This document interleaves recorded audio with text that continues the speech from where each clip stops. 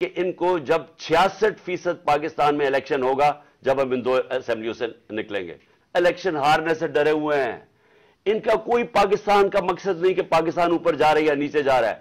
ان کا مقصد ایک ہے، کیسے اپنا چوری کا پیسہ بچانا ہے انہوں نے.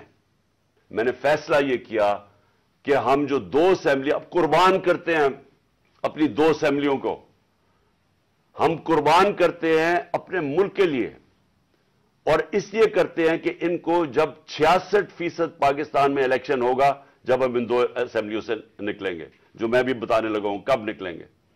66% پاکستان میں الیکشن ہوگا تو عقل تو یہ کہتی ہے کہ آپ جنرل الیکشن کروا دیں. لیکن میں پھر سے کہتا ہوں، یہ خوف زدہ ہیں، الیکشن ہارنے سے ڈرے ہوئے ہیں. ان کا کوئی پاکستان کا مقصد نہیں کہ پاکستان اوپر جا رہا ہے یا نیچے جا رہا ہے. ان کا مقصد ایک ہے، کیسے اپنا چوری کا پیسہ بچانا ہے انہوں نے. اور اس لیے یہ الیکشن نہیں کروائیں گے، اور اسی لیے ہم نے فیصلہ کیا کہ ہم الیکشن کروائیں گے. اور میں نے اپنے سارے وکیلوں سے پوچھ لیا ہے، یہ کوشش بھی کریں گے الیکشن کمیشن کے ذریعے کہ یہ کسی طرح ڈیلے ہو جائے. آئین بالکل اجازت نہیں دیتا 90 دن کے آگے. ہم نے فیصلہ کیا ہے، اور میں بڑا شکر گزار ہوں اپنے دونوں چیف منسٹرز کا کہ انہوں نے بالکل میرے ساتھ چلے ہیں، میرا ساتھ دیا ہے.